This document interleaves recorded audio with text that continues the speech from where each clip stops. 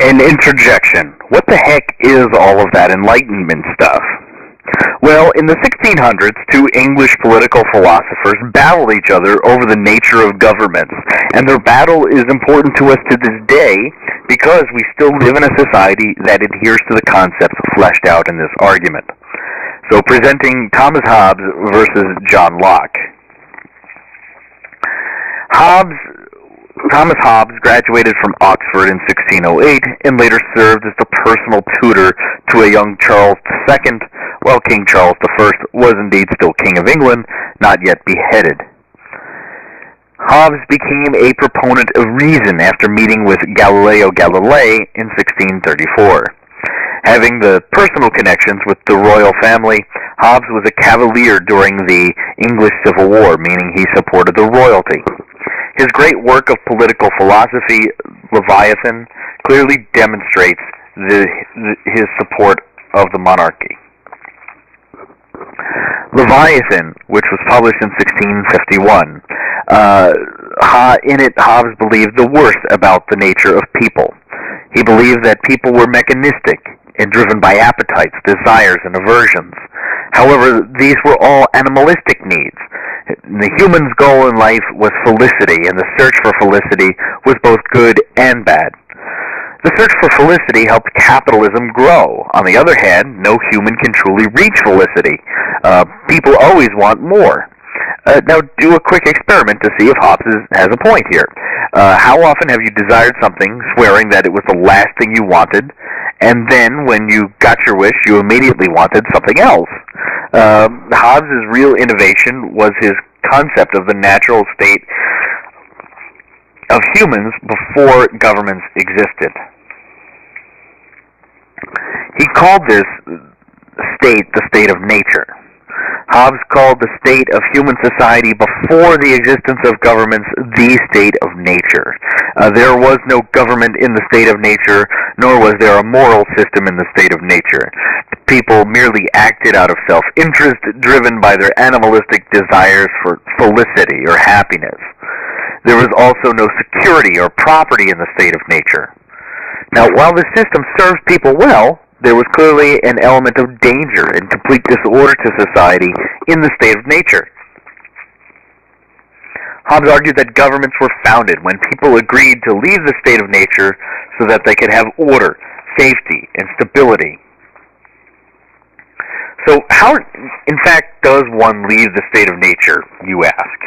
Well, according to Hobbes, simple.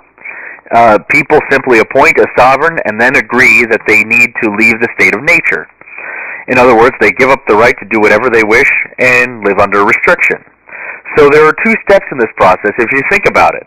They set up a sovereign and surrender liberty to him. However, be careful. This may seem like two different steps, but Hobbes argued that they needed to be done at the same time, and in fact were really just one big step. So people agree to surrender liberty and set up a government at the same time. The concept is key to understanding Hobbes, so remember it. John Locke, however, was a member of the English gentry, the lower upper class, and he attended the Westminster School and later Oxford. Locke was later a professor and a government advisor, and Locke disagreed with Hobbes' idea about the origin of governments. Locke's position would have made him a Roundhead during the English Civil War, and it helps explain his disagreement with Hobbes. In his second Treatise of Government, Locke reasoned that yes, indeed, people had lived in a state of nature before governments, but it was a different state of nature than Hobbes described. First, the state of nature was not essentially a state of war and chaos, as Hobbes believed. In fact, he argued, Locke that is, that there was a natural law that dictated people in that state of existence. He also argued that there was property and morality in the state of nature. And in fact, in order to leave the state of nature, people agreed to leave the state of nature. Step 1. Step 2, they established a community and government with magistrates to enforce laws. And in other words, they created a social contract. Unlike Hobbes' argument, this process need not take place at the same time. So why does this one-step versus two-step process matter? Well, ask yourself, what happens if people revolt and kill the sovereign or end the current government?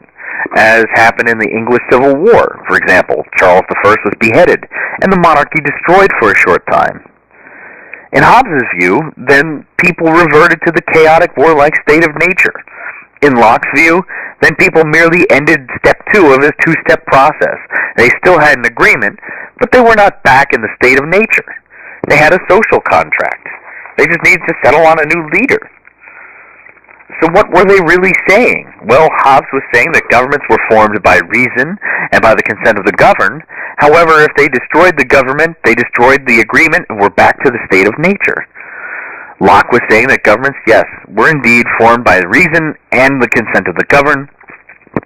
However, destroying a government that no longer held their consent did not plunge society into chaos. They still had an agreement to leave the state of nature. They merely had to appoint a new government. Well, my friends, we are living in a Lockean world, and we are Lockean folks. For Americans, Locke's view still lives with us, as he was influenced, he influenced the thought of the founders of the United States and its Constitution. We still labor under the truism that governments are no longer just and enjoy the consent of the governed should be changed. In fact, Locke would argue that, as with Thomas Jefferson, that citizens had a duty to overthrow unjust governments. Not just a right, a duty to overthrow unjust governments. Locke denied the argument that rulers were absolute in their power. Man's natural state was one of perfect freedom and equality. If rulers failed in their responsibilities toward their subjects, they violated the social contract and could be replaced. In fact, citizens had a duty to replace them.